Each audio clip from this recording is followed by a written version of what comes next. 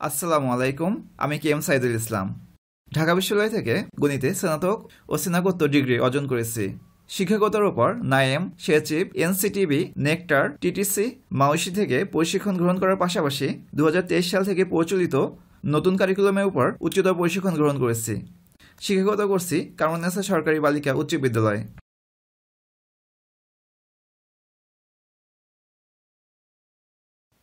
এবার আমরা দেখব গুণোত্তর অনুক্রম।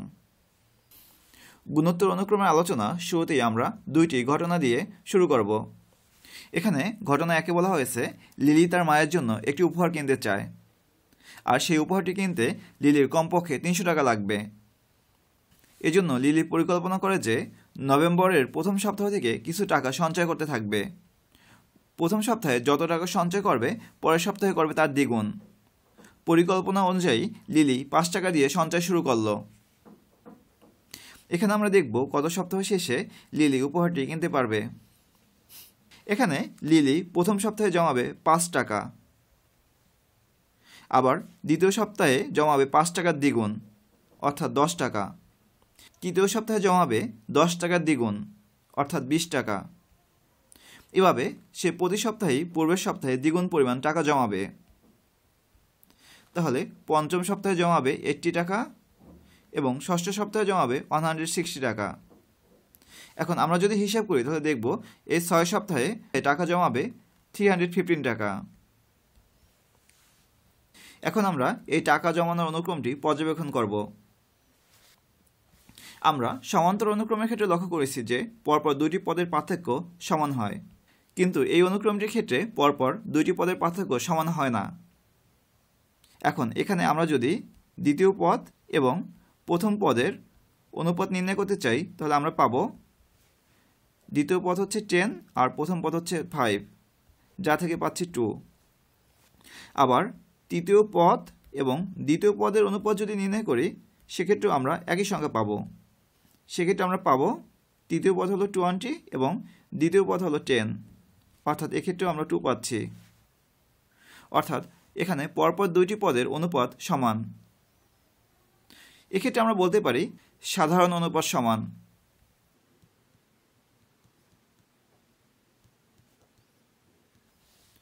এখন কোনো অনুক্রমের যদি সাধারণ অনুপাত অর্থাৎ পরপর দুইটি পদের অনুপাত সমান হয় তাহলে সেটিকে আমরা বলবো গুণোত্তর অনুক্রম।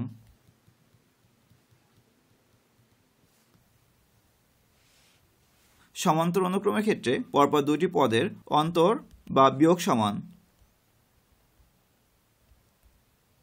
কিন্তু গুণোত্তর অনুক্রমের ক্ষেত্রে পরপর দুইটি পদের অনুপাত বা ভাগফল সমান।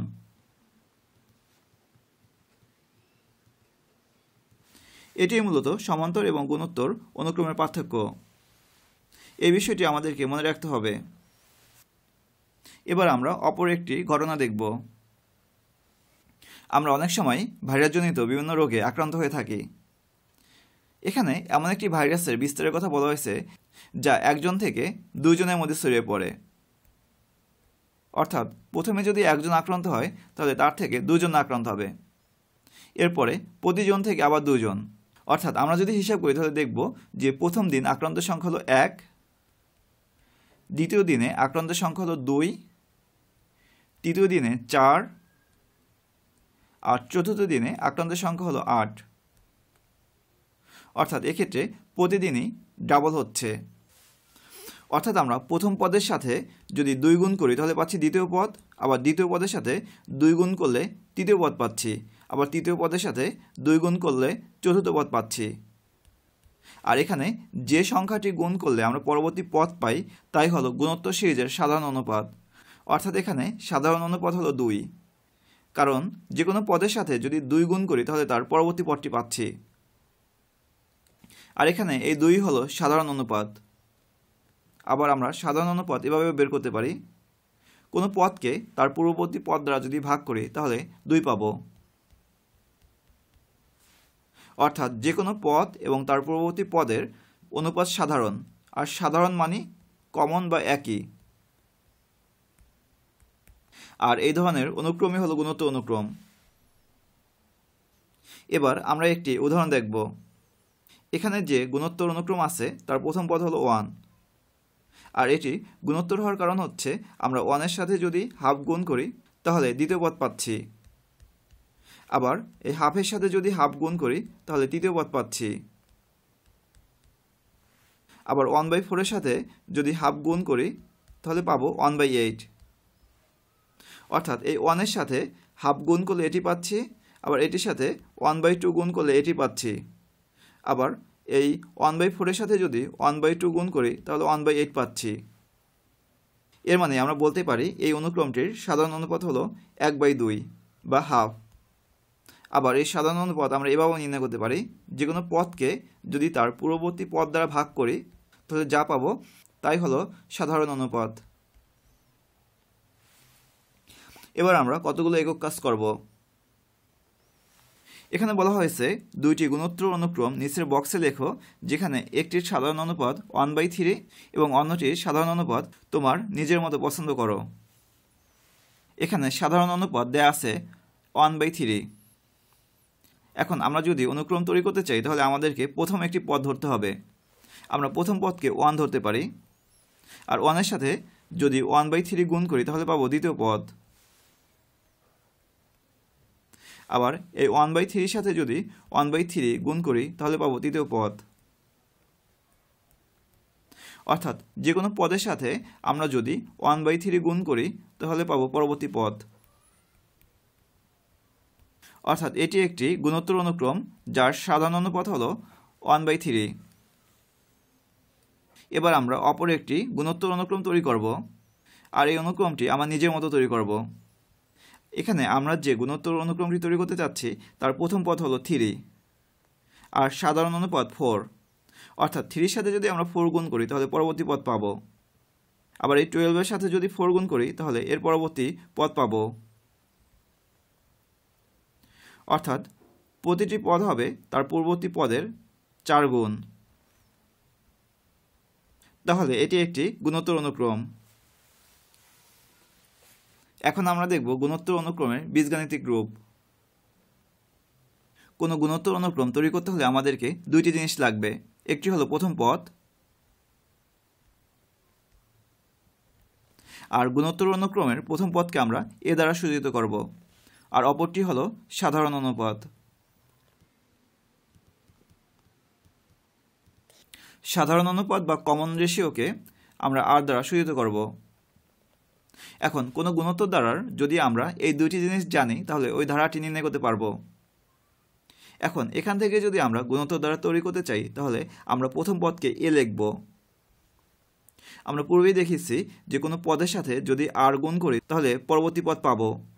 এখন এই এর সাথে যদি আর গুণ করি তাহলে পাবো দ্বিতীয় পদ, আবার এই এ আর এর সাথে যদি আর গুণ করি তাহলে পাবো তৃতীয় পদ।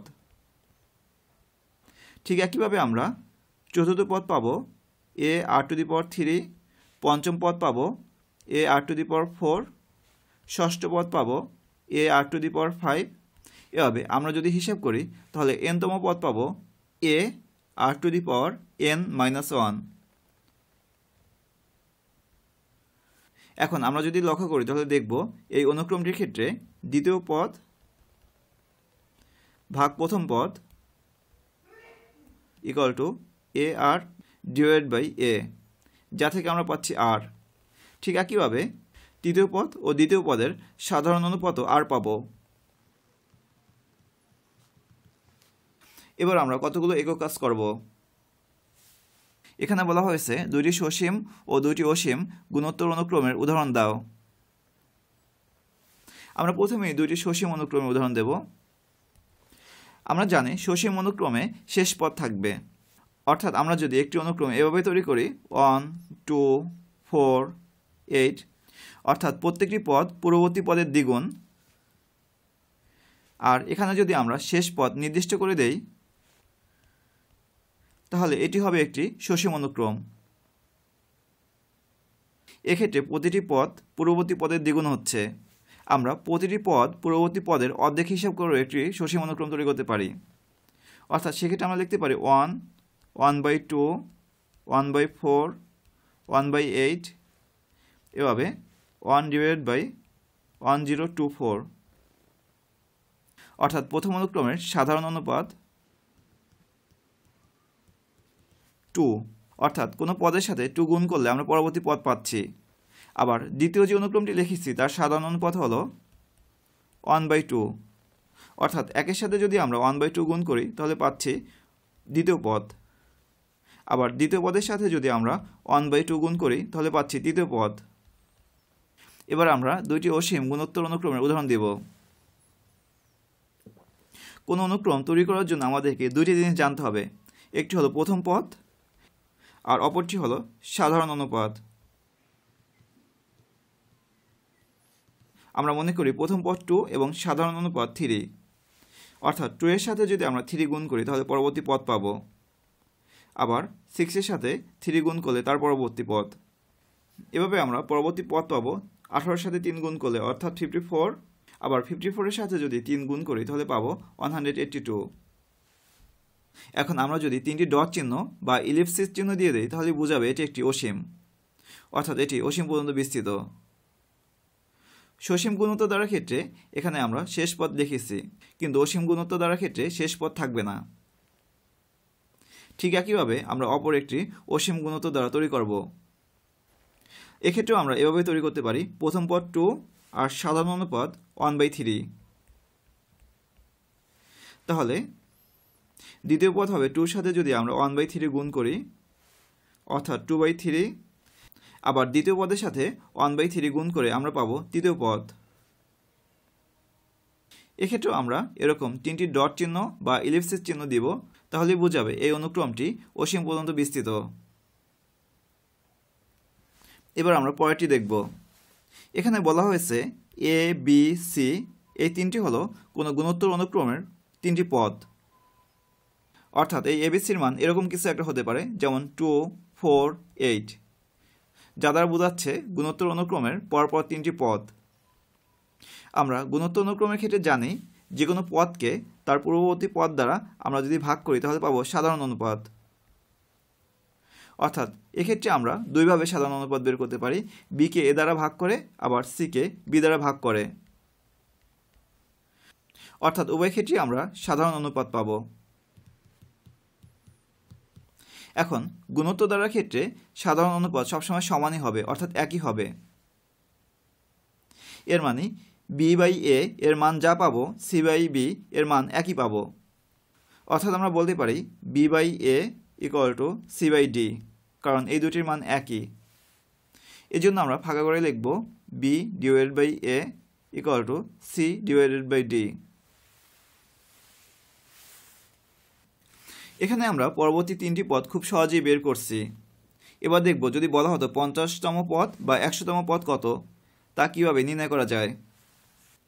এই জন্য আমরা প্রথমেই লিলির সাপ্তাহিক সঞ্চয়ের অনুক্রমটি লক্ষ্য করব।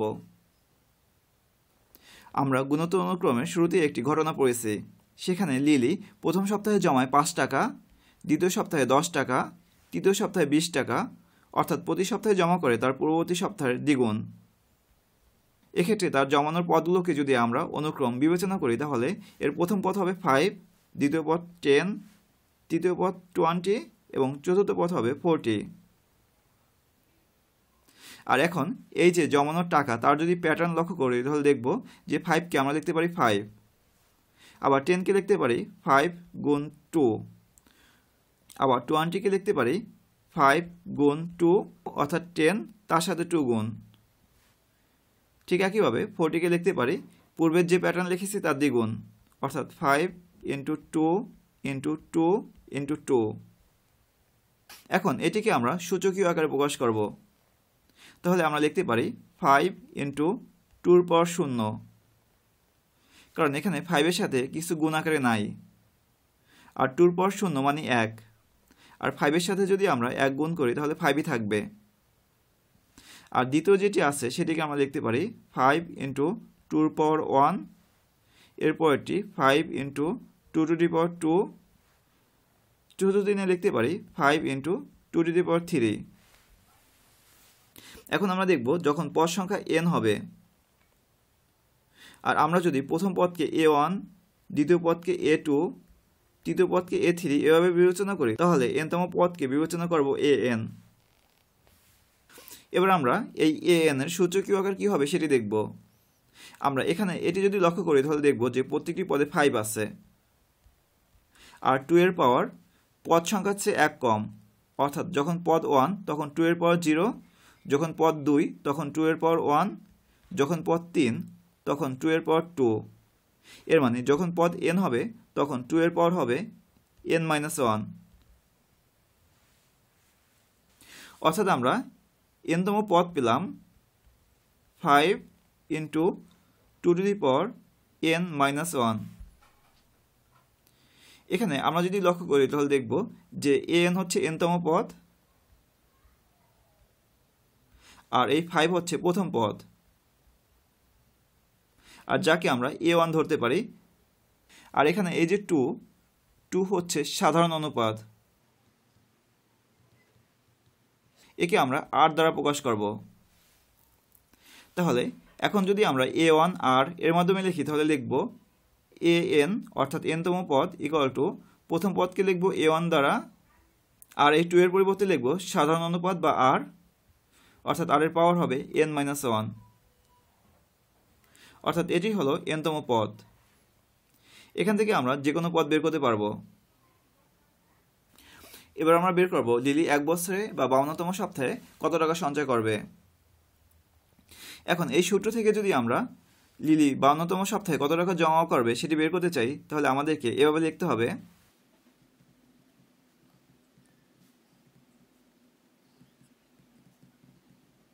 এখানে a1 r এবং n এর মান বসাবো।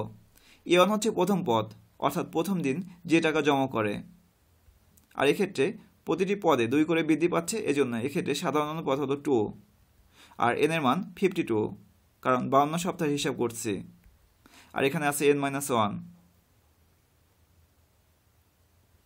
এখন এটির মান যদি আমরা বের করতে চাই তাহলে আমাদেরকে ক্যালকুলেটর ব্যবহার করতে হবে।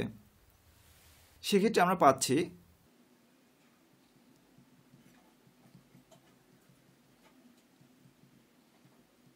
আর এটিকে আমরা যদি বৈজ্ঞানিক ভাষায় প্রকাশ করি তাহলে লিখব 1.125899907 × 10⁻16। এটি একটি অনেক বিশাল সংখ্যা, যা আমাদের ক্ষেত্রে হিসাব করে বের করা অনেক কঠিন বা সময় সাপেক্ষ হতো।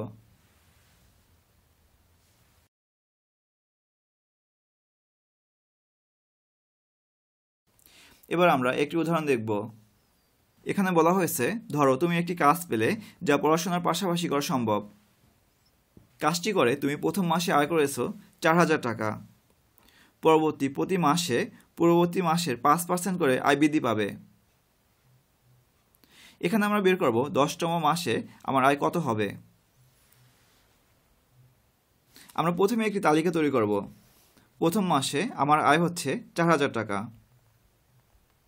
আবার দ্বিতীয় মাসে 5% বৃদ্ধি পাবে, অর্থাৎ দ্বিতীয় মাসে বৃদ্ধি পাবে 4000 টাকার 5%, আর 5%কে আমরা লিখব 5/100। তাহলে আমরা পাচ্ছি 200 টাকা। অর্থাৎ প্রথম মাসে যদি 4000 টাকা হয় তাহলে 5% বৃদ্ধিতে দ্বিতীয় মাসে আমার আয় হবে 4200 টাকা। এবার আমরা দেখব তৃতীয় মাসে কত টাকা বৃদ্ধি পাবে।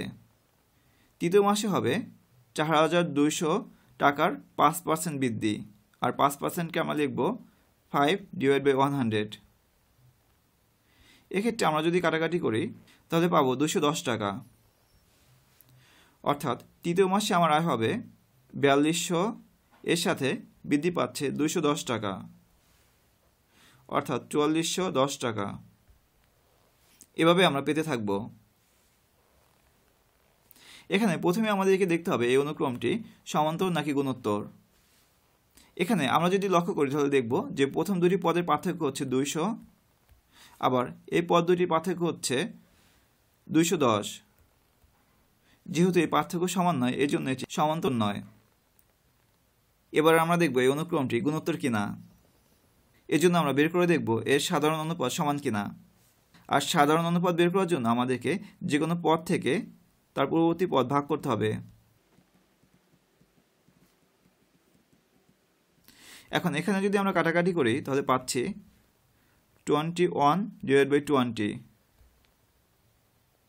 অর্থাৎ দ্বিতীয় এবং প্রথম পদের অনুপাত হচ্ছে 21/20। এবার আমরা তৃতীয় পদ এবং দ্বিতীয় পদের অনুপাত বের করব। সেক্ষেত্রে আমাদেরকে 4410কে ভাগ করতে হবে 4200 দ্বারা। এক্ষেত্রে আমরা কাটাকাটি করব, এরপরে ভাগ করে দেখব কত আসে। এক্ষেত্রে আমরা পাচ্ছি 21/20। এখন আমরা যদি লক্ষ্য করি তাহলে দেখব দ্বিতীয় পদ এবং প্রথম পদের অনুপাত এবং তৃতীয় পদ এবং দ্বিতীয় পদের অনুপাত সমান। যেহেতু সাধারণ অনুপাত সমান, অতএব অনুক্রমটি গুণোত্তর। এখন আমরা পূর্বেই গুণোত্তর অনুক্রমের n-তম পদ নির্ণয় করা শিখেছি। অতএব 10তম পদ হবে, আমরা সূত্র জানি a1 × r⁻n−1, আর এখানে a1 হচ্ছে প্রথম পদ যার মান 4000, আর এখানে r হচ্ছে 21/20, তার পাওয়ার হবে 10-1। এখন ক্যালকুলেটরে আমরা যদি হিসেব করি তাহলে পাচ্ছি 6205.31 টাকা। অর্থাৎ আমার 10তম মাসে বেতন হবে 6205 টাকা 31 পয়সা। এবার আমরা মাথা খাটাবো।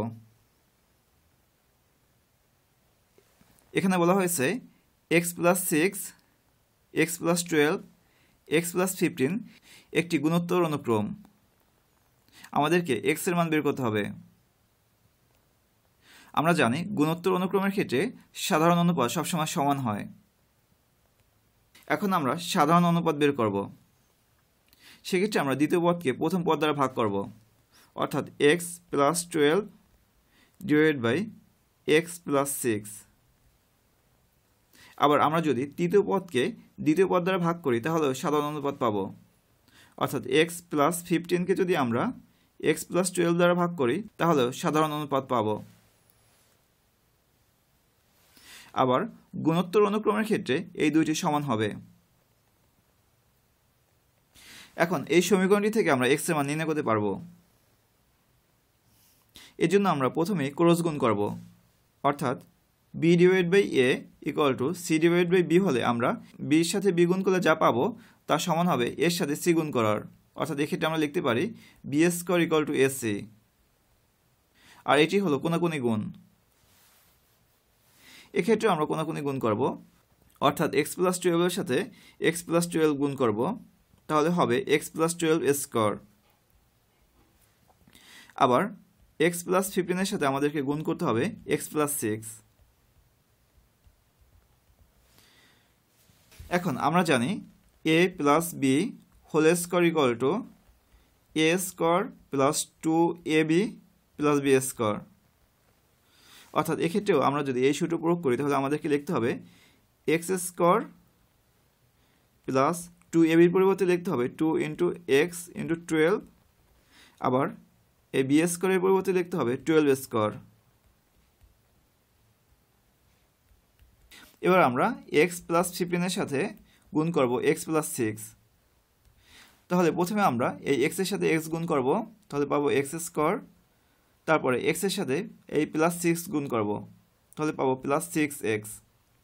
ঠিক একইভাবে এই 15 এর সাথে x যদি গুণ করি তাহলে পাবো +15x। আবার এই 15 এর সাথে 6 গুণ করলে আমরা পাবো +90। এখন আমরা একটু সহজ করব, অর্থাৎ এই x² লিখব, তারপরে 2 এর সাথে যদি 12 গুণ করি তাহলে পাচ্ছি 24। আবার এই 12 এর সাথে যদি 12 গুণ করি তাহলে পাচ্ছি 144।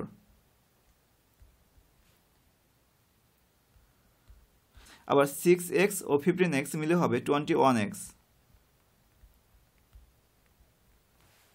এখন আমরা চলকগুলোকে বাম পক্ষে নেব এবং যে সংখ্যাগুলো সেগুলোকে ডান পক্ষে নেব, অর্থাৎ এই 144 এই পক্ষে যাবে, আবার x² + 21x এই পক্ষে যাবে। আবার পক্ষ পরিবর্তনের ক্ষেত্রে অবশ্যই চিহ্ন পরিবর্তন করতে হবে, অর্থাৎ আমরা লিখব x² + 24x, আর এই x² কে এই পক্ষে নিয়ে আসলে -x², আবার 21x-কে এই পক্ষে নিয়ে আসলে -21x ইকুয়াল হবে 90, আর এই 144-কে যদি আমরা ডান পক্ষে নিই তাহলে হবে -144। এখন এই x² আর এই -x² কাটা যায়। আবার 24x থেকে যদি আমরা 21x বিয়োগ করি তাহলে পাচ্ছি 3x। আর এখানে 90 থেকে যদি 144 মাইনাস করি তাহলে পাবো -54। এখন আমরা যদি x এর মান বের করতে চাই তাহলে আমাদেরকে 3 দ্বারা ভাগ করতে হবে, যা থেকে আমরা x এর মান পাচ্ছি -18। এবার আমরা নিচের একক কাজগুলো করব। প্রথমে আমরা ক নং একক কাজ করব, যেখানে বলা হয়েছে নিচের গুণোত্তর অনুক্রমের সাধারণ পদ নির্ণয় করো। এখানে প্রথমে যে অনুক্রমটি দেয়া আছে তা হলো 3, 15, 75। এখন কোনো গুণোত্তর অনুক্রমের সাধারণ পদ নির্ণয় করার জন্য আমাদেরকে দুটি জিনিস দরকার হবে, একটি হলো প্রথম পদ এবং অপরটি হলো সাধারণ অনুপাত। এখানে আমরা যদি অনুক্রমটি লক্ষ্য করি তাহলে দেখতে পাবো যে প্রথম পদ 3।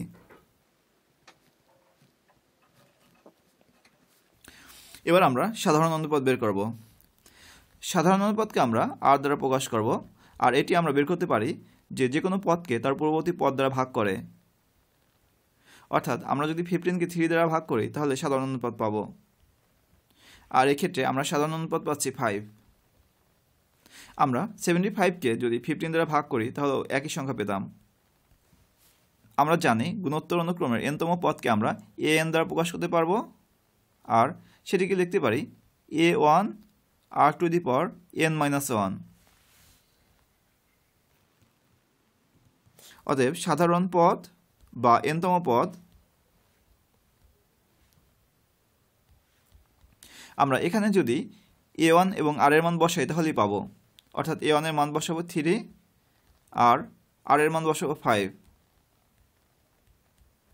অর্থাৎ আমরা সাধারণ পদ পেলাম 3 × 5⁻n−1। এটিকে আমরা 15n⁻−1 লিখতে পারবো না। ঠিক একইভাবে আমরা 2 নং এর সমাধান করতে পারবো। আর 2 নং-এ প্রথম পদ হলো 4।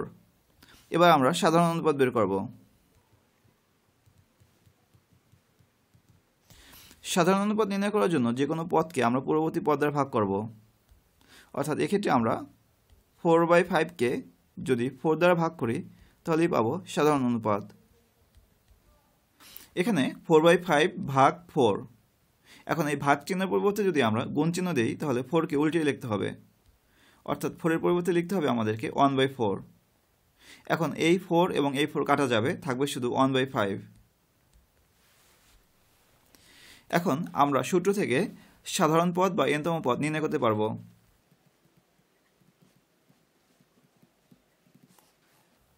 আর এক্ষেত্রে a1 এর মান বসাবো 4 আর r এর মান বসাবো 1/5। আর এখানে r এর পাওয়ার n-1 লিখতে হবে। অর্থাৎ আমরা পেলাম 4 × 1/5⁻n−1। 1 এর পর আমরা যাই দিই না কেন সবসময় 1-এ পাবো, এই জন্য আমরা লিখব 1/5⁻n−1, যাকে আমরা লিখতে পারি 4/5⁻n−1। এবার আমরা 3 নং এর সমাধান দেখব। এখানে বলা আছে 7তম পদ 8 এবং 13তম পদ 512। আমাদেরকে n-তম পদ নির্ণয় করতে হবে। আমরা যা কিছু নির্ণয় করি না কেন আমাদেরকে প্রথম পদ এবং সাধারণ অনুপাত জানতে হবে। যেহেতু এখানে প্রথম পদ এবং সাধারণ অনুপাত দেয়া নেই বা বের করা যাচ্ছে না, এজন্য আমরা ধরি প্রথম পদ a1 এবং সাধারণ অনুপাত r। তাহলে 7তম পদ হবে, আমরা জানি গুণোত্তর অনুক্রমের n-তম পদ হচ্ছে a1 r⁻n−1। এখানে n এর মান যদি আমরা 1 বসাই তাহলে পাবো প্রথম পদ, n এর মান 2 বসালে দ্বিতীয় পদ, n এর মান 7 বসালে সপ্তম পদ পাবো। এজন্য সপ্তম পদ বের করার জন্য আমাদেরকে এখানে n এর পরিবর্তে 7 বসাতে হবে। আর এখানে দেয়া আছে 7তম পদের মান হলো 8। অতএব লিখতে পারি প্রশ্ন মতে a1 r⁶ = 8। এটিকে আমরা 1 নং সমীকরণ ধরব। ঠিক একইভাবে আমরা 13তম পদ বের করতে পারব। সেক্ষেত্রে হবে a1 r⁴n এর পরিবর্তে আমরা 13 বসাবো, যা থেকে আমরা পাচ্ছি a1 r⁴12। আর এখানে প্রশ্ন দেওয়া আছে 13তম পদ হচ্ছে 512। অতএব আমরা লিখব প্রশ্ন মতে এই যে এটির মান 512, অর্থাৎ a1 r⁴12 = 512। একে আমরা 2 নং সমীকরণ ধরব। এখন আমরা যদি 1 নং এবং 2 নং সমীকরণ লক্ষ্য করি তাহলে দেখব যে 2 নং সমীকরণকে যদি 1 নং সমীকরণ দ্বারা ভাগ করি তাহলে আমরা r এর মান নির্ণয় করতে পারব। আর আমাদেরকে r এবং a এর মান নির্ণয় করতে হবে। এজন্য আমরা 2 নং সমীকরণকে 1 নং সমীকরণ দ্বারা ভাগ করব।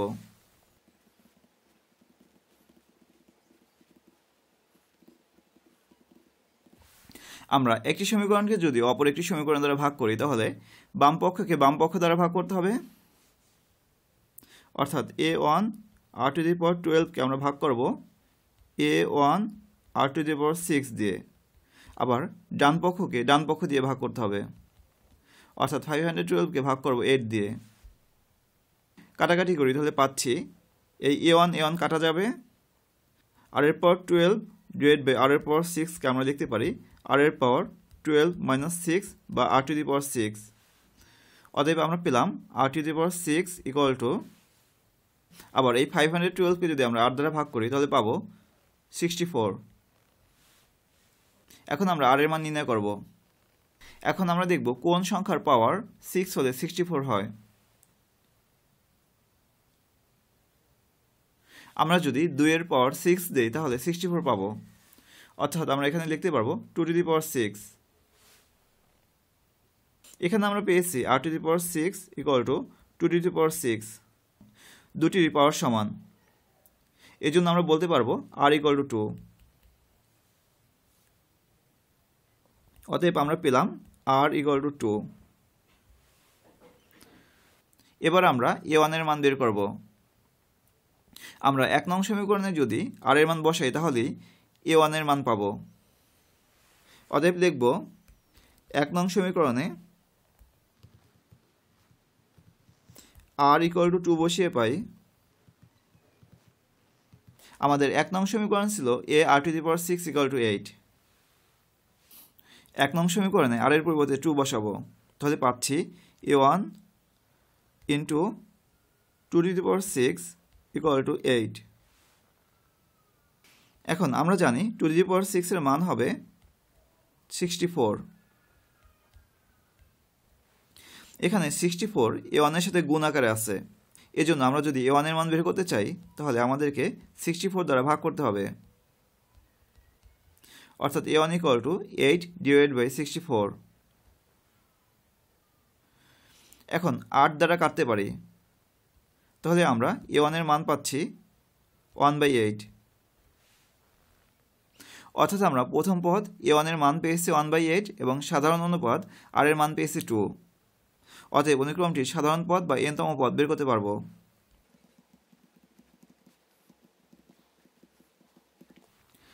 আমরা সূত্র থেকে জানি n তম পদ হবে a1 r⁴n-1। অর্থাৎ প্রথমে আমরা a1 লিখব 1/8 গুণ r⁴ অর্থাৎ 2 এর পাওয়ার n-1। একে আমরা লিখতে পারি 2n-1 ডিভাইড বাই 8। এখানে 8 কেও আমরা 2 এর সূচকে প্রকাশ করব, অর্থাৎ আমরা 8 কে লিখতে পারি 2 এর পাওয়ার 3।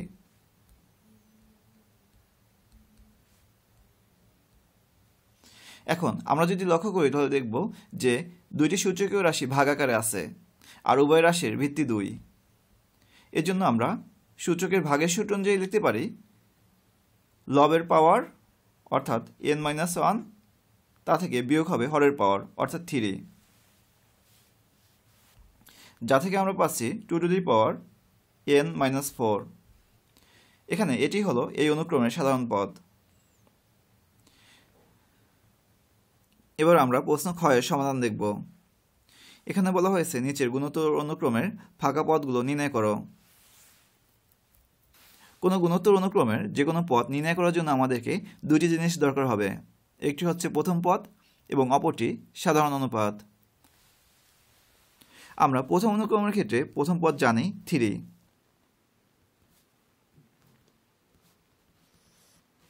কিন্তু সাধারণ অনুপাত জানি না বা নির্ণয় করা যায় না। এজন্য আমরা সাধারণ অনুপাত ধরব।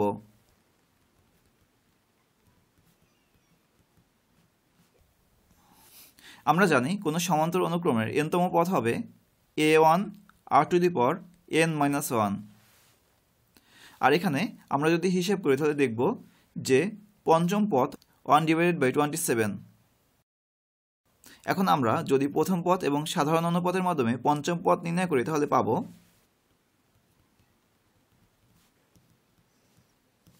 এখানে a1 এর পরিবর্তে 3 বসাবো এবং n এর পরিবর্তে 5 বসাবো, অর্থাৎ পেলাম 3 × r⁵ যা থেকে পাচ্ছি 3 × r⁴। এটি হচ্ছে সূত্রের সাহায্যে পঞ্চম পদ নির্ণয়, কিন্তু এখানে পঞ্চম পদ দেয়া আছে 1/27। এর মানে আমরা লিখতে পারি প্রশ্ন মতে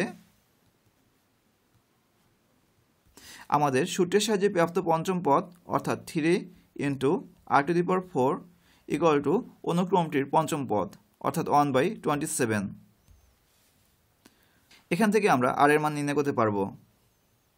আমরা যদি r⁴ এর মান নির্ণয় করতে চাই তাহলে 3 দ্বারা ভাগ করতে হবে, অর্থাৎ সেক্ষেত্রে আমরা 3 দ্বারা ভাগ করব, তাহলে পাবো 27, আর 3 দ্বারা ভাগ মানে হরের সাথে গুণ। এখানে হরের সাথে 3 গুণ করে দিলেই 3 দ্বারা ভাগ বোঝাবে, যা থেকে আমরা r⁴ এর মান পেয়েছি 1/81। এখন যেহেতু আমরা r এর মান নির্ণয় করব এজন্য আমরা দেখব 81 কোন সংখ্যার পাওয়ার 4, অর্থাৎ কোন সংখ্যার উপরে যদি আমরা পাওয়ার 4 দেই তাহলে 81 পাবো। আমরা যদি লক্ষ্য করি তাহলে দেখব যে 3 এর পাওয়ার যদি 4 দেই তাহলে 81 হয়, অর্থাৎ আমরা 81কে লিখতে পারি 3⁴। r⁴ = 1/3⁴, কারণ 1 এর পাওয়ার যদি আমরা 4 দিই তাহলে 4ই পাচ্ছি। আবার এখানে নিচে আছে 3⁴, অতএব আমরা লিখতে পারি r = 1/3,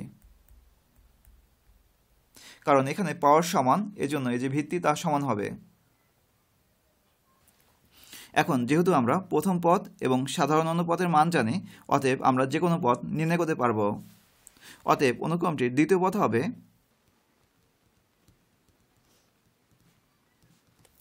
আমরা প্রথম পদের সাথে সাধারণ অনুপাত গুণ করব, অর্থাৎ 3 এর সাথে 1/3 গুণ করব, যা থেকে পাচ্ছি 1, অর্থাৎ আমরা এখানে 1 বসাবো। এবার আমরা যদি তৃতীয় পদ নির্ণয় করতে চাই তাহলে দ্বিতীয় পদের সাথে r গুণ করতে হবে, অর্থাৎ 1 এর সাথে আমরা সাধারণ অনুপাত বা 1/3 গুণ করব, যা থেকে পাচ্ছি 1/3। ঠিক একইভাবে চতুর্থ পদ a4 এর মান পাব 1/3 গুণ 1/3, যা থেকে পাচ্ছি 1/9। এখন আমরা দেখব এই অনুক্রমটির কীভাবে সাধারণ পদ নির্ণয় করা যায়। সাধারণ পদ নির্ণয়ের সূত্র হলো a1 r⁴n-1, আর এখানে a1 এর মান হলো 3, r এর মান হচ্ছে 1/3, এর পাওয়ার হবে n-1, যা থেকে পাচ্ছি 3 × 1/3⁴n-1। এটিকে আমরা লিখতে পারি 3/3⁴n-1। এখন আমরা যদি a/a⁴n কে সংক্ষেপে লিখতে চাই তাহলে প্রথমে আমরা এই এর পর 1 বিবেচনা করব। এখন সূচকের ভাগের নিয়ম অনুযায়ী যদি ভিত্তি সমান হয় তাহলে এই যে লবে যে এর পাওয়ার সেখান থেকে হরের এর পাওয়ার মাইনাস হবে, অর্থাৎ a/a⁴n কে লিখতে পারবো a/1 - n। আর ঠিক একইভাবে এখানে আমরা লিখতে পারি 3^1 মাইনাস হরের যে পাওয়ার আছে সেটি অর্থাৎ n-1, যা থেকে আমরা পাচ্ছি 3^1 মাইনাস n প্লাস 1 অর্থাৎ 3^2 মাইনাস n। এটি হচ্ছে এই অনুক্রমের সাধারণ পদ। এখানে n এর মান যদি আমরা 1 বসাই তাহলে প্রথম পদ পাবো, 3 বসালে তৃতীয় পদ পাবো, অর্থাৎ n এর মান যত বসাবো তততম পদ পাবো। এবার আমরা 2 নং প্রশ্নের সমাধান দেখব। এখানে এই অনুক্রমের ফাঁকা ঘরগুলো পূরণ করার জন্য আমরা প্রথমে এই অনুক্রমের n-তম পদ নির্ণয় করব। আর n-তম পদ নির্ণয় করার জন্য আমাদেরকে প্রথম পদ এবং সাধারণ অনুপাত বা r এর মান দরকার হবে। কিন্তু এই প্রশ্ন থেকে সরাসরি এগুলো নির্ণয় করা যায় না, এজন্য আমরা ধরব।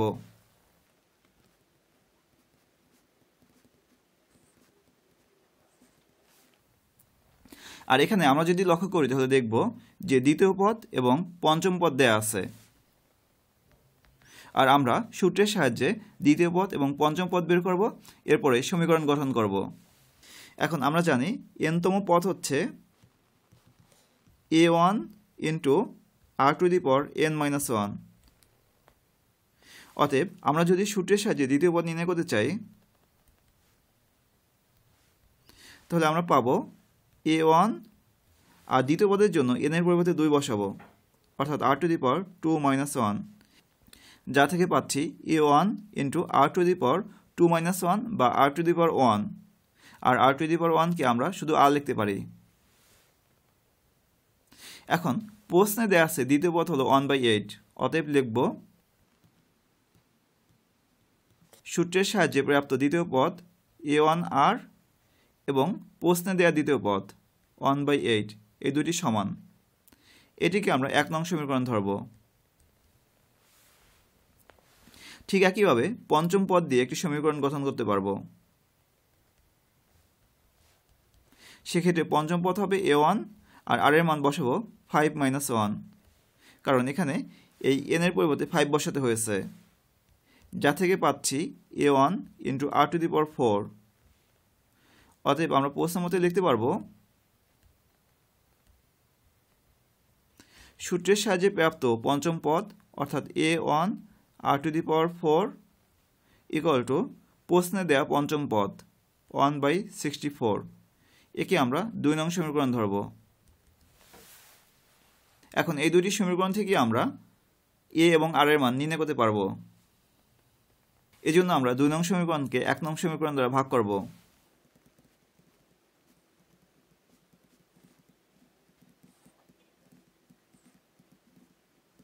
দুই নং সমীকরণের বাম পক্ষ অর্থাৎ a1 r⁴ ডিভাইডেড বাই 1 নং সমীকরণের বাম পক্ষ অর্থাৎ a1r ইকুয়াল টু 2 নং সমীকরণের বাম পক্ষ অর্থাৎ 1/64 ভাগ 1 নং সমীকরণের বাম পক্ষ 1/8। এখন আমরা যদি লক্ষ্য করি তাহলে দেখব যে এখানে এই a1 কাটা যাবে, আবার r⁴ কে যদি r দ্বারা ভাগ করি তাহলে পাচ্ছি r3।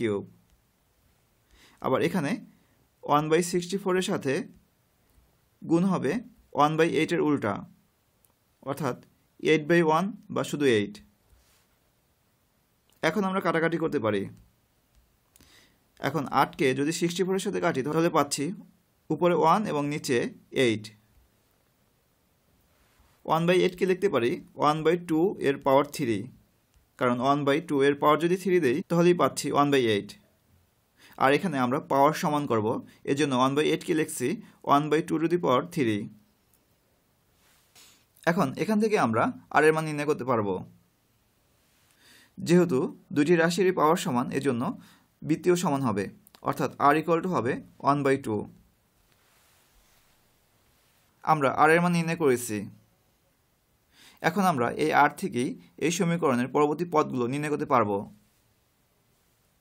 যেমন এই 1/8 এর সাথে যদি আমরা r এর মান অর্থাৎ 1/2 গুণ করি তাহলে এটা পাবো। ঠিক একইভাবে এর পরবর্তী পদ পাবো 1/32। 1/8 এর সাথে যদি r গুণ করি তাহলে পরবর্তী পদ পাবো, আর যদি r ভাগ করি তাহলে পূর্ববর্তী পদ পাবো। অর্থাৎ 1/8 এর পূর্ববর্তী পদ হবে 1/8 ভাগ 1/2, যা থেকে আমরা পাবো 1/4। অর্থাৎ এই পদটি হবে 1/4। এখানে আমরা এই গুণোত্তর ধারাটির সাধারণ পদ নির্ণয় করব এবং সেই সাধারণ পদ থেকে এই পদগুলো নির্ণয় করব। এজন্য আমাদেরকে a এর মানও বের করতে হবে। আমরা r এর মান যদি 1 নং সমীকরণে বসাই তাহলে a এর মান পাবো।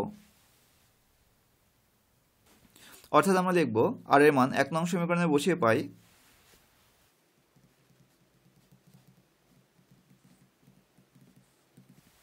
a1 into 1/2 equal to 1/8।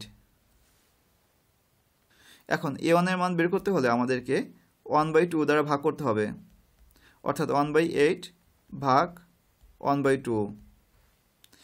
এখন 1/8 ভাগ 1/2 মানে 1/8 গুণ 2/1, যা থেকে আমরা পাচ্ছি 1/4। অতএব আমরা লিখতে পারি a1 equal to 1/4। এখন যেহেতু আমরা a1 এবং r এর মান জানি, অতএব সাধারণ পদ নির্ণয় করতে পারবো। অতএব অনুক্রমটির সাধারণ পদ হবে a1 into r to the power n-1। অর্থাৎ এখানে a1 এর মান লিখব 1/4, গুণ চিহ্ন দিব, r এর মান হচ্ছে 1/2, তার পাওয়ার হবে n-1।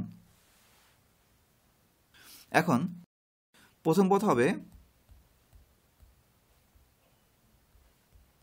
আমরা n এর মান 1 বসাবো,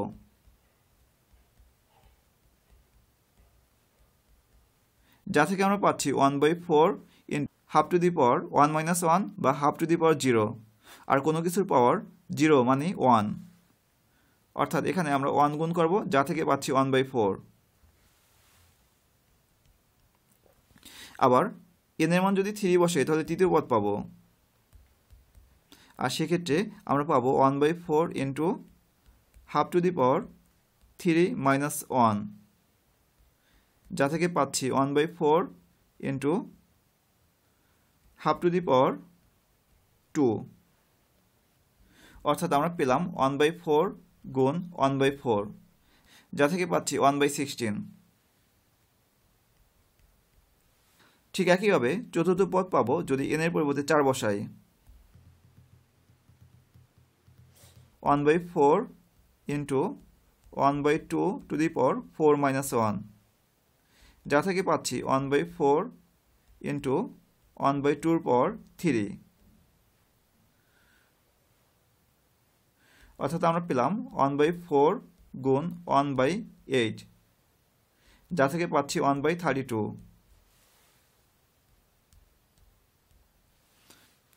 অর্থাৎ আমরা যদি কোনো অনুক্রমের সাধারণ পদ নির্ণয় করতে পারি, সেখানে n এর মান 1-2 বসিয়ে আমরা যে কোনো পদ নির্ণয় করতে পারবো।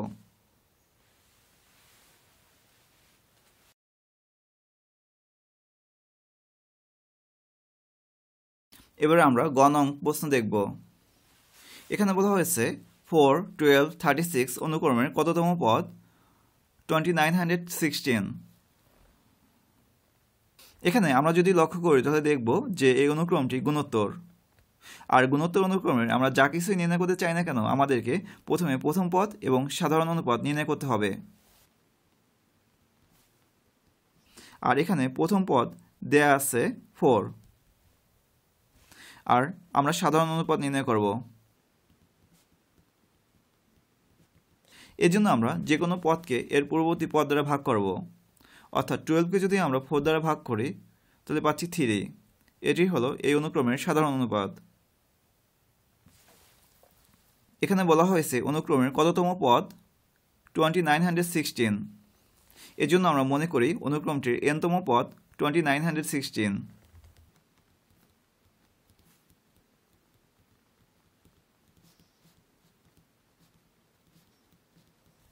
এখন আমরা যদি nতম পদ সূত্রের সাহায্যে বের করতে চাই তাহলে আমরা লিখব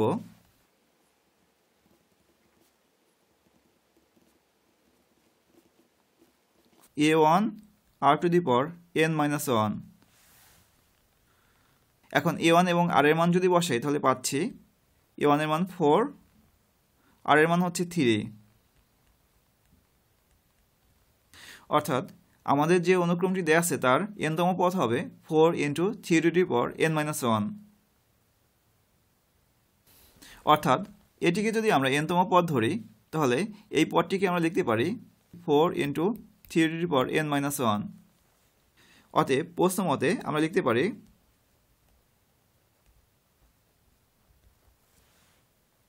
4 × 3n-1, অর্থাৎ এই ধারাটির n তম পদ হবে এটি, ইকুয়াল টু আমরা যেটিকে n তম পদ ধরেছি অর্থাৎ 2916। এখন আমরা n এর মান বের করব। এজন্য যেখানে n আছে সেটিকে এখানে রাখবো, অর্থাৎ 3n-1 এখানে রাখবো আর 4কে অপরপক্ষে নিয়ে যাব, তাহলে ভাগ হয়ে যাবে।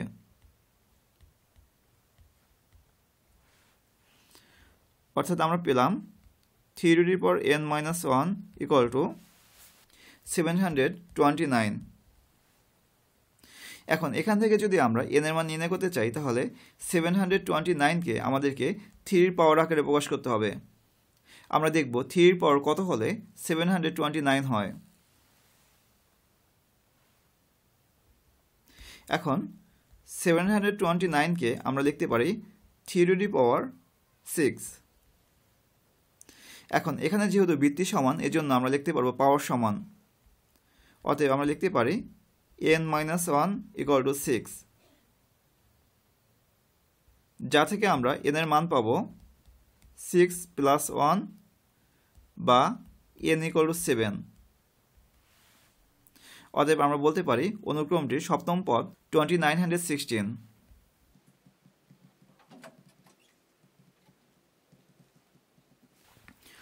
এবার আমরা 2 নং প্রশ্ন দেখব।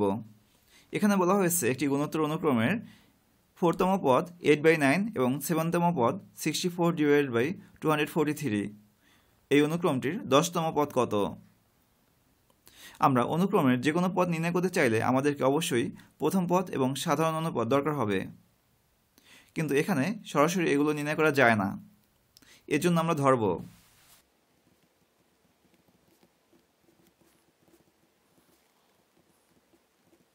এখন এখান থেকে আমরা সাধারণ পদ বা n-তম পদ নির্ণয় করতে পারব।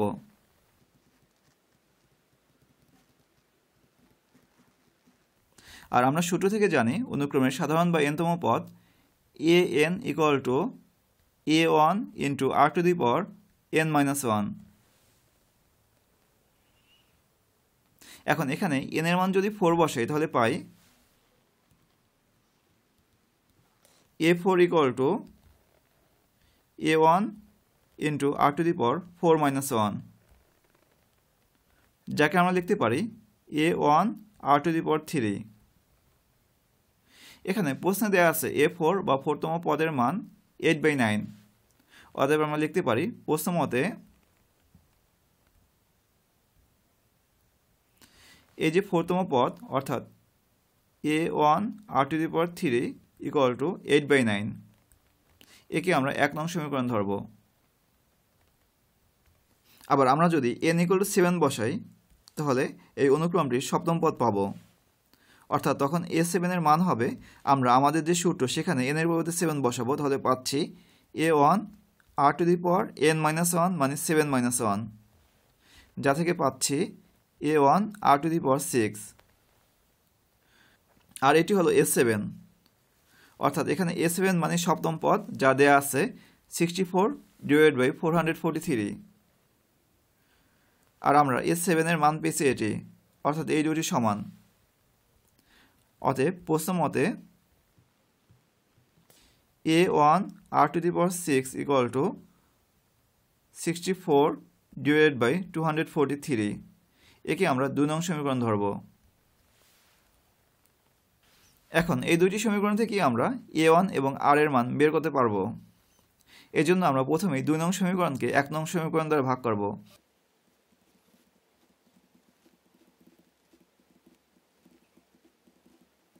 এখন 2 নং সমীকরণকে 1 নং সমীকরণ দ্বারা ভাগ মানে 2 নং সমীকরণের বাম পক্ষ অর্থাৎ a1 r⁻6 ভাগ 1 নং সমীকরণের বাম পক্ষ a1 r⁻3 = 2 নং সমীকরণের ডান পক্ষ অর্থাৎ 64/243 ভাগ 1 নং সমীকরণের ডান পক্ষ অর্থাৎ 8/9।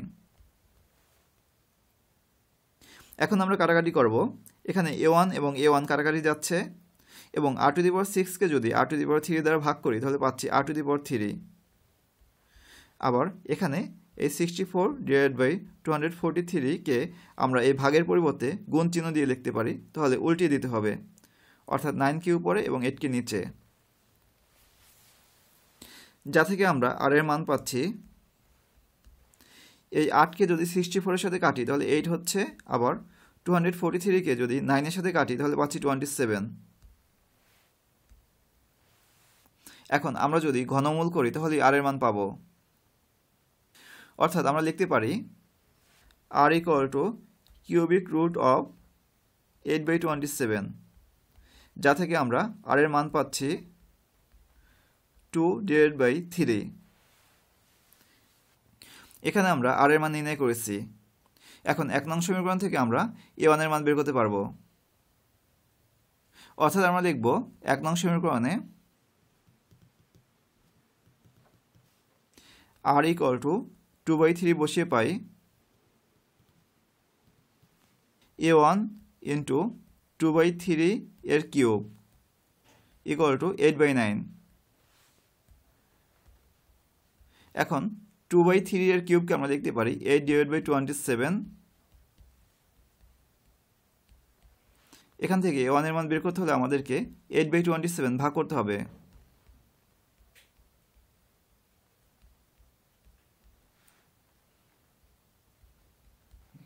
এখন কোনো কিছু ভাগ মানে উল্টিয়ে গুণ।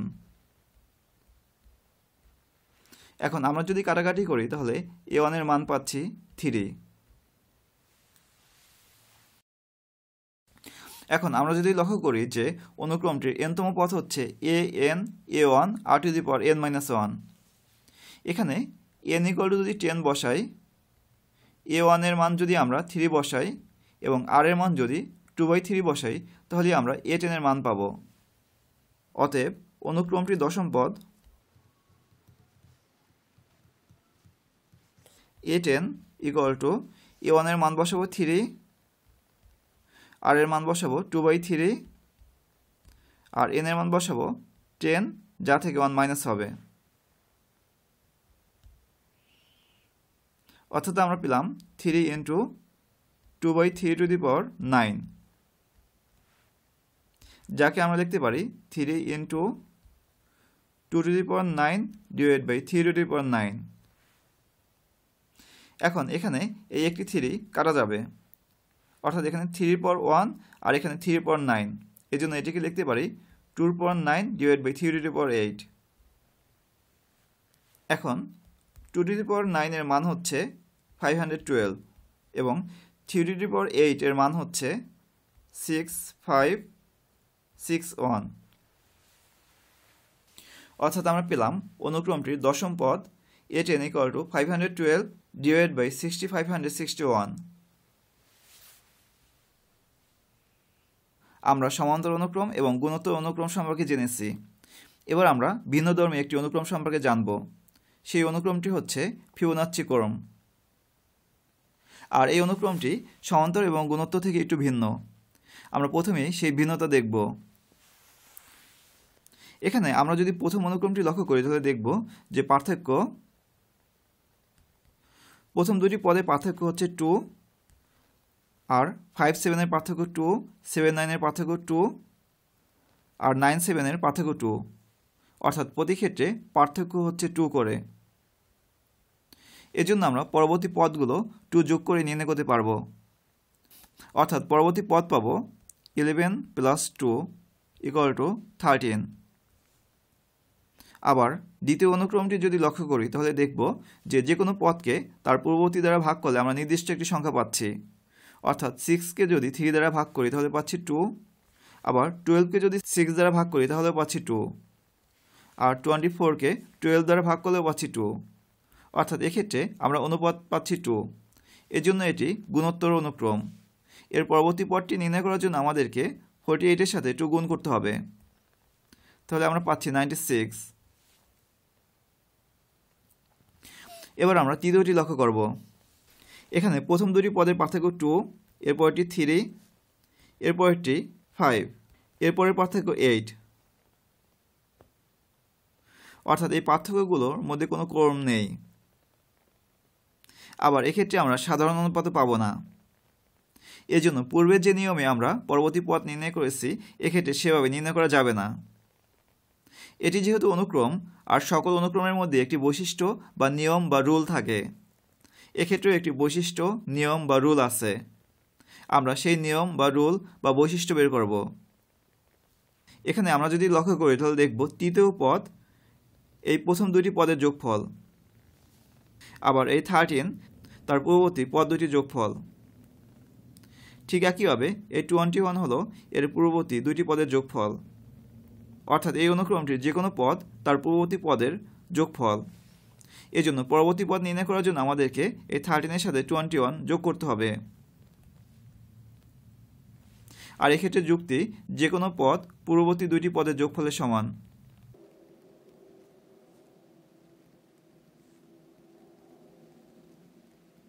এখন এই ধরনের বৈশিষ্ট্য বিশিষ্ট অনুক্রমকে আমরা বলবো ফিবোনাচ্চি অনুক্রম। এখন আমরা দেখব এই অনুক্রমটি কে আবিষ্কার করেন। এই অনুক্রমটি আবিষ্কার করেছেন লিওনার্দো পিসানো, যার ডাক নাম ফিবোনাচ্চি, আর ইনি একজন ইটালির বিখ্যাত গণিতবিদ। ফিবোনাচ্চি অনুক্রম নির্ণয় করার জন্য আমাদেরকে প্রথম দুটি পদ দরকার হবে, অর্থাৎ আমরা যদি প্রথম পদ 0 এবং দ্বিতীয় পদ 1 ধরি সেক্ষেত্রে আমরা পরবর্তী পদগুলো নির্ণয় করতে পারব। এখানে ফিবোনাচ্চি অনুক্রমের প্রথম দুটি সংখ্যাকে আমরা 0 এবং 1 ধরতে পারি। তাহলে এর পরবর্তী পদ হবে এই দুটি পদের যোগফল, অর্থাৎ 0 এবং 1 এর যোগফল। আবার এর পরের পদ হবে এই 1 এবং 1 এর যোগফল, অর্থাৎ 2। এর পরবর্তী পদ পাবো এই দুটি পদের যোগফল, অর্থাৎ 3।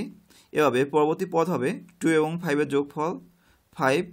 এভাবে আমরা পাবো 8, 13, 21। অর্থাৎ যে কোনো পদ নির্ণয় করার জন্য আমাদেরকে এর পূর্ববর্তী পদ দুটি যোগ করতে হবে। এভাবে আমরা যে কোনো পদ পর্যন্ত নির্ণয় করতে পারবো।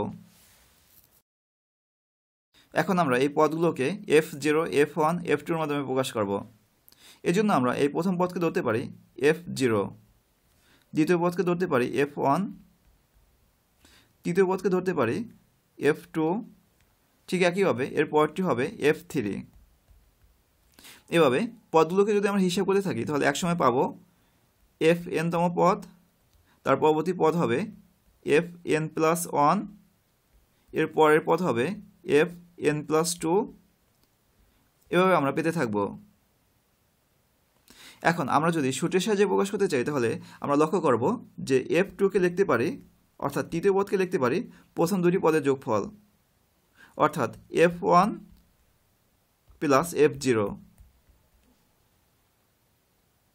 কারণ যে কোনো পদই হবে তার পূর্ববর্তী দুইটি পদের যোগফল।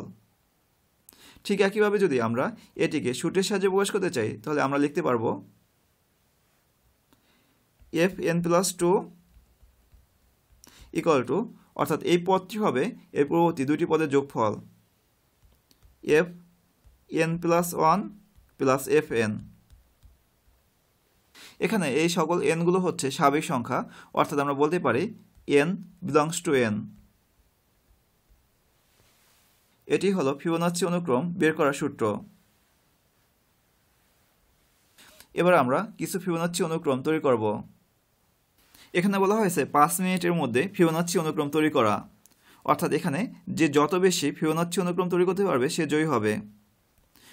এভাবে আমরা যে কোনো পদ পূর্ববর্তী পদগুলো যোগ করে ফিবোনাচ্চি অনুক্রম তৈরি করতে পারবো।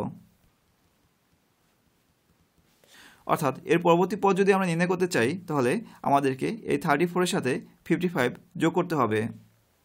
সেক্ষেত্রে আমরা পাবো 89। এভাবে আমরা 55 এর সাথে যদি 89 যোগ করি তাহলে পাবো 144। ঠিক একইভাবে 89 এর সাথে 144 যোগ করে পাবো 233।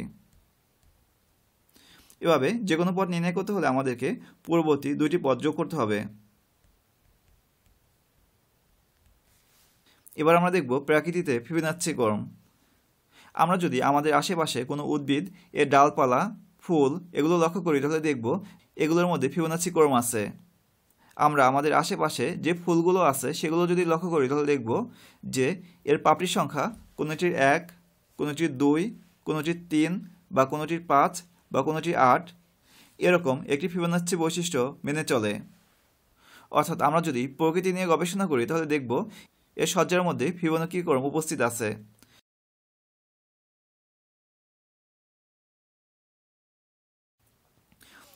এবার আমরা দেখব ফিবোনাচ্চি আয়তক্ষেত্র। আমরা পূর্বে ফিবোনাচ্চি অনুক্রম নির্ণয় করেছি। এখন ফিবোনাচ্চি অনুক্রমের 1, 1, 2, 3, 5, 8, 13 এখন এই সংখ্যাগুলোর বর্গকে আমরা যদি সাজাই তাহলে ফিবোনাচ্চি আয়তক্ষেত্র পাব। যেমন 1 এর বর্গ 1 স্কয়ার, এক বাহু বিশিষ্ট একটি বর্গ আঁকব, অর্থাৎ এটি হচ্ছে 1।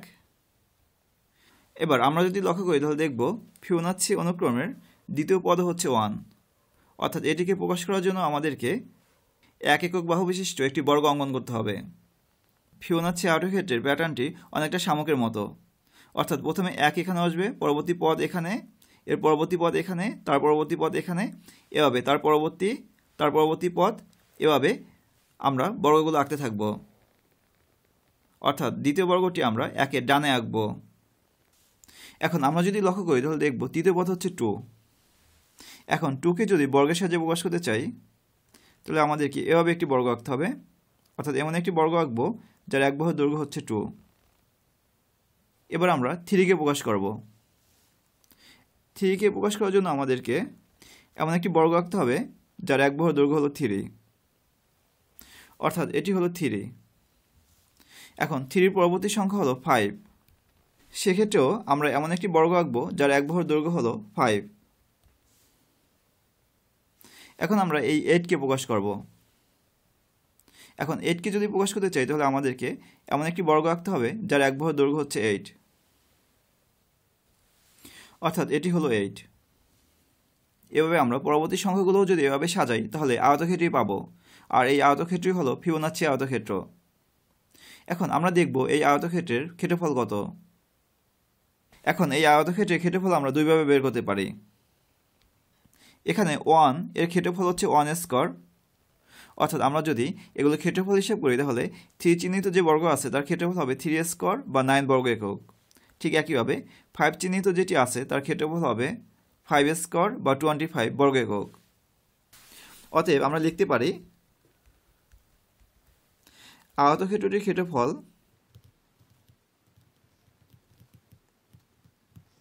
One square plus 1 square plus 2 square plus 3 square plus 5 square plus 8 square, যা থেকে আমরা পাই 104 বর্গ একক। এখন আমরা এই আয়তটির ক্ষেত্রফল অন্যভাবে বের করতে পারি। আমরা যদি লক্ষ্য করি তাহলে দেখব যে আয়তক্ষেত্রের দৈর্ঘ্য হচ্ছে এতটুকু, আর এই দৈর্ঘ্য আমরা পাবো যার এইটুকু হলো 5 আর এইটুকু হলো 8, অর্থাৎ এই দৈর্ঘ্য হলো 13 একক। আবার আমরা যদি প্রস্থ লক্ষ্য করি তাহলে দেখব প্রস্থ হলো 8 একক। তাহলে সেক্ষেত্রে আয়তক্ষেত্রটির ক্ষেত্রফল হবে দৈর্ঘ্য ইন্টু প্রস্থ, অর্থাৎ 13 ইন্টু 8, যা থেকে আমরা পাচ্ছি 104 বর্গ একক। এভাবে আমরা আরও বড় আয়তক্ষেত্র তৈরি করতে পারবো এবং সেগুলোর ক্ষেত্রফল নির্ণয় করতে পারবো।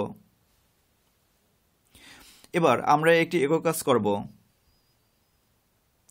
এখানে বলা হয়েছে ছক কাগজে অথবা গ্রিডে 1, 1, 2, 3, 5, 8, 13, 21 সংখ্যাগুলো ব্যবহার করে ফিবোনাচ্চি আয়তক্ষেত্র অঙ্কন করো। আমরা গ্রাফ পেপারে এটি অঙ্কন করতে পারি। একটি গ্রাফ পেপারে না হলে আমরা একাধিক গ্রাফ পেপার ব্যবহার করতে পারি। দুটি গ্রাফ পেপার জোড়া লাগিয়ে এটি অঙ্কন করব। প্রথমে আমরা এই 1কে গ্রাফ পেপারে প্রকাশ করব। এর জন্য আমরা 1 একক বাহু বিশিষ্ট একটি বর্গ আঁকব, অর্থাৎ এটি হলো 1। ফিবোনাচ্চি ক্রমগুলো এই শামুকের খোলসের মতো এই প্যাটার্ন ফলো করে, অর্থাৎ পরবর্তী সংখ্যার যে বর্গটি তা এখানে আঁকতে হবে, এর পরেরটি এখানে আঁকতে হবে, এভাবে এই ক্রম অনুযায়ী আঁকতে হবে। অর্থাৎ পরবর্তী 1 এর জন্য বর্গটি আমরা 1 এর বাম পাশে আঁকব। এটি হলো 1। এবার ফিবোনাচ্চি অনুক্রমের পরবর্তী যে পদ সেটি হলো 2।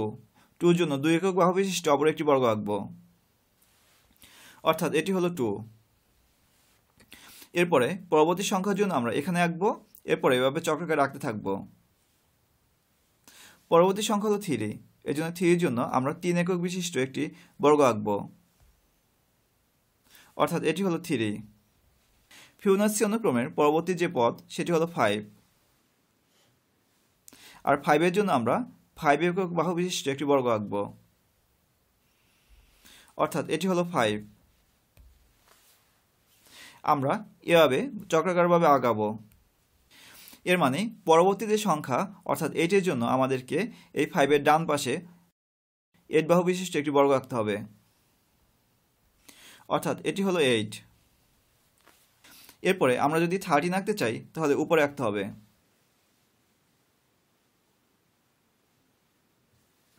অর্থাৎ 13 এর বর্গটি এভাবে হবে, অর্থাৎ এটি হলো 13। এরপরে 13 এর পরবর্তী সংখ্যা হলো 21। এখন আমরা এই বর্গগুলোর বামে 21 একক বিশিষ্ট একটি বর্গ অঙ্কন করব, অর্থাৎ এটি হবে 21। এখন 21 এর পরবর্তী সংখ্যা হলো 34, আর 34 এর বর্গটি যদি আমরা অঙ্কন করতে চাই তাহলে আমাদেরকে এর নিচে আঁকতে হবে, আর এটি হলো ফিবোনাচ্চি আয়তক্ষেত্র। পরবর্তী ভিডিওতে আমরা দেখব ধারা এবং সমান্তর ধারা।